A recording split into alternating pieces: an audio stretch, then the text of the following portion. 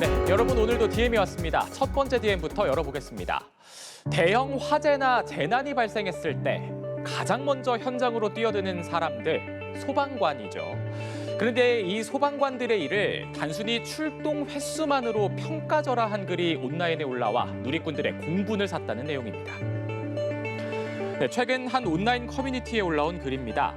12년 차 소방관의 연봉이 7,500만 원이다. 하루 평균 출동이 한 건도 안 되는 곳이 절반 이상이다. 이런 내용인데요. 하는 일에 비해서 연봉이 많다는 식의 주장을 편 거죠. 곧바로 반박이 쏟아졌습니다. 특히 12년 차 현직 소방관의 아내라고 밝힌 한 누리꾼은 불만이면 직접 시험을 보고 소방관을 해보라며 화재가 없어도 벌집 제거나 뱀 포획, 문 개방 등 각종 출동으로 하루 종일 불려다닌다고 강조했습니다. 논란이 커지자 작성자는 기존 글을 삭제하고 소방관 연봉을 올려줘야 한다는 내용의 글을 올리며 황급히 태세를 전환했는데요. 하지만 사과 없이 내용만 바꿨다는 비판은 피하지 못했습니다. 매일 계속되는 우리의 평범하고 무사한 일상은 언제든 출동할 준비를 갖춘 소방관들이 있기에 가능하죠. 눈에 보이는 출동 건수보다 더 무거운 짐을 짊어지고 있는 사람들. 그들의 헌신을 단순한 숫자로 보기보단 희생과 책임의 무게로 바라봐야 하지 않을까요? 두 번째 DM도 열어보겠습니다.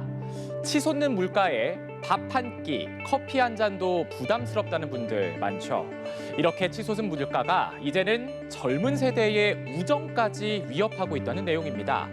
이른바 Z세대 사이에서는 밥값이 무서워서 친구들 만남까지 줄인다는 이른바 프렌드플레이션 현상이 나타나고 있다고 합니다.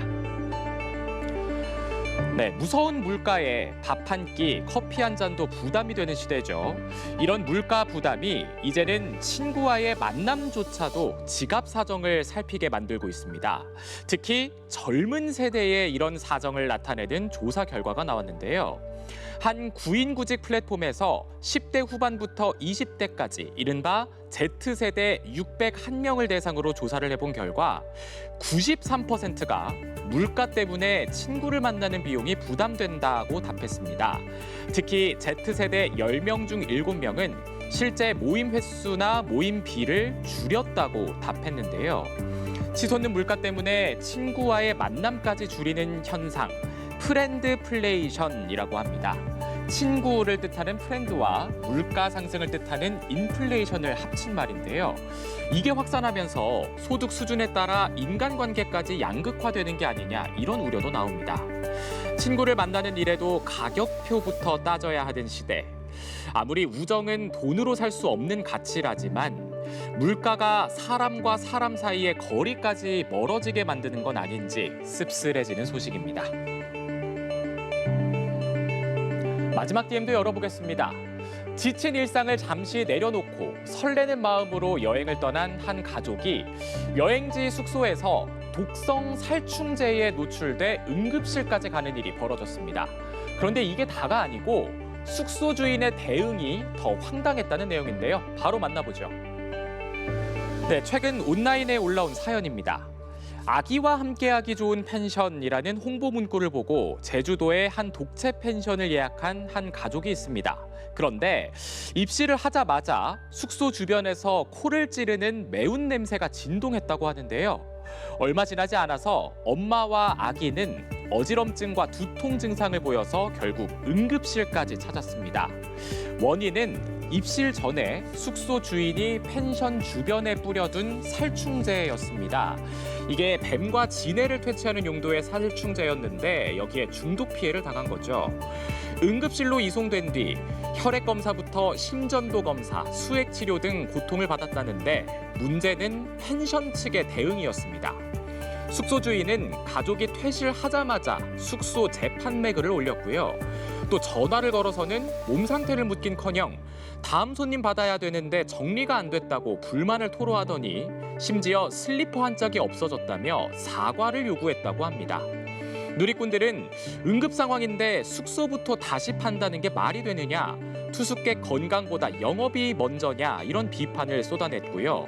이런 논란이 불거지자 업주는 식물과 나무 주변에 뿌리는 가루형 살충제로 이게 일반인도 구매를 할 수 있는 제품이다 보니까 위험성을 충분히 인지하지 못했다며 사과했습니다. 또 현재 숙소는 운영을 잠정 중단한 상태라고 하네요. 네, 오늘의 DM 이렇게 답장 드리겠습니다. 만날 마음이 없어서가 아니라 경제적으로 어려워서 만남을 줄인다는 프렌드플레이션. 언제 밥 한번 먹자, 이게 꼭 지키는 안부 인사는 아니었지만 이젠 정말로 이 말을 지키기가 어려워진 시대가 된 건 아닌가 싶은데요. 하지만 돌이켜보면 친구들과의 추억이 모두 비싼 건 아니었을 겁니다. 좋은 장소, 또 비싼 음식이 아니더라도 그 순간을 함께 했던 사람이 좋았던 것이겠죠. 우정에서 중요한 건 만나서 얼마를 썼느냐가 아닐 겁니다. 지금까지 DM 전해드렸습니다.